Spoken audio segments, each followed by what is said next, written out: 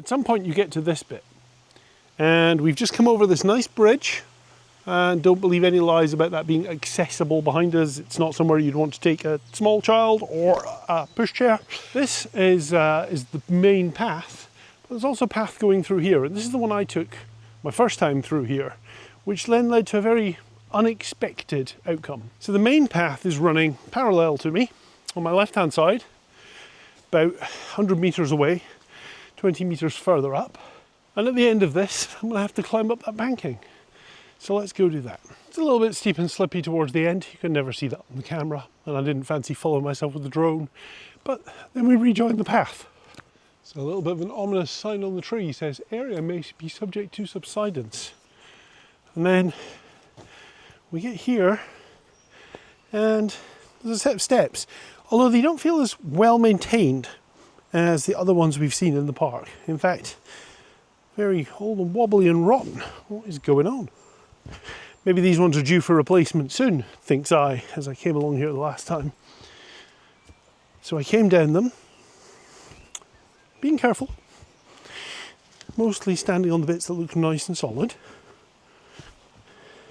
Some bits look nice and solid till you realise that it's actually stone chip on top of wood.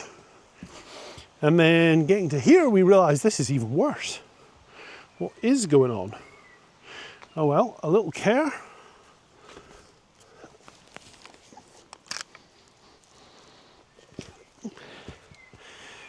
And we're done. Still very pleasant. Nice quiet bit of woodlands. And then this. See, now it says, path ahead closed, landslip, no access to Castle Falls and beyond. And no kidding, because in a storm about 6 or 7 years ago now, maybe a bit more, the whole banking washed away, which is a bit scary for people whose houses are right along the top where that horizon is. And it all washed away and the path went. Why didn't we see anything telling us about this? Well, the answer is we went down along the riverbank and up. If we'd stayed on the main path, you come to a fence, easily circumvented, but somebody's put a fence across, and there is a diverted route round through the woods at the top. So here I am at the other side. There's the post.